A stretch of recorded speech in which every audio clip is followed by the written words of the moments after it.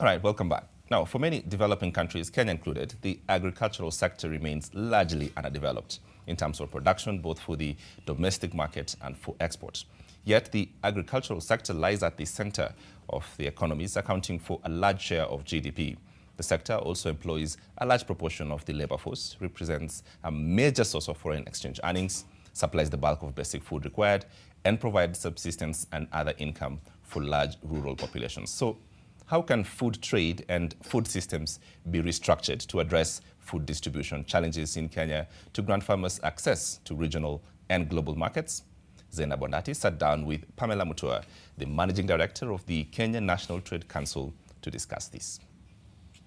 Thank you very much, James Matt. So we're just having a conversation here about the food trade, the business of food, and how food moves from one part of the country to another part of the country, as well as from Kenya to outside the country. What are some of the challenges you've seen in this trade of food in the country?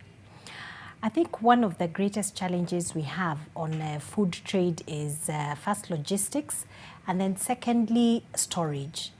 You know, there are different types of food. You know, we have the commodities and then we have the perishable foods. I think one of the greatest problem we have is storage, especially of commodities, and that is something that the government is working seriously to try and find solutions in how we can be able to store commodities. And then for perishable foods, because those go directly to the market and they have a short shelf life, so it's about how fast can the traders turn around the commodity or the perishable foods in the market. One of the things we've done as Kenya National Trading Corporation is we have lots of warehouses, and so one of the things we are doing is storing. How do we store our foods before we sell to our, to our customers or the markets that we have found? As you're aware, we are one of now the largest buyers of rice locally, buying rice from Mwea and Kano.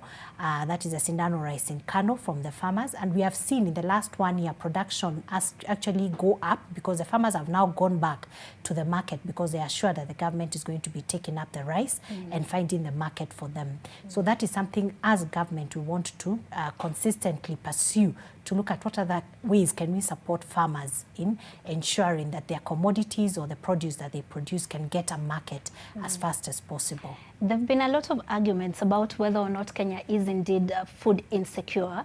While one school of thought insists that the country is food insecure, another school of thought says the country is very much food secure, and that the problem is moving this food from one point of the country to the other point of the country.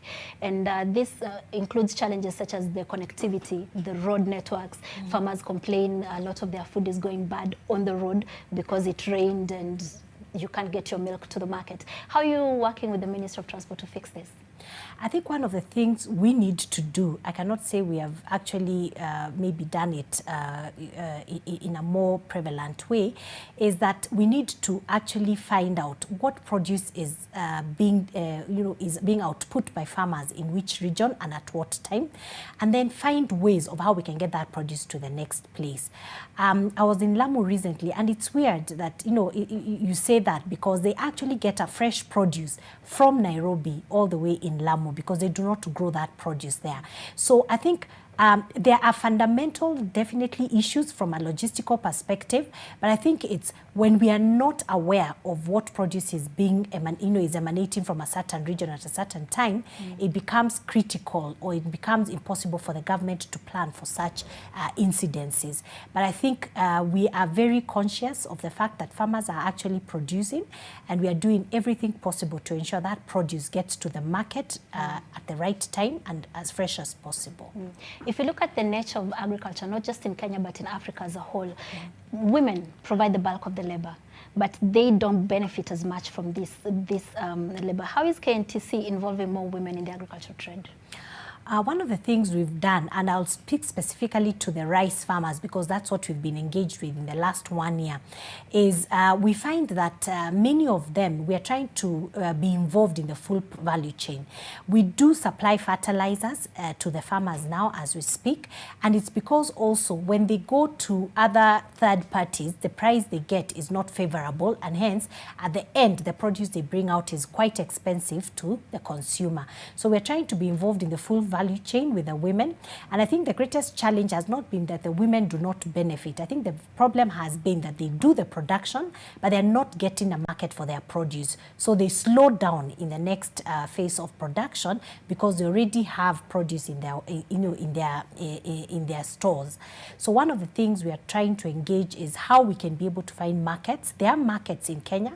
I mean, people are buying rice every day, beans, ndengu, sugar.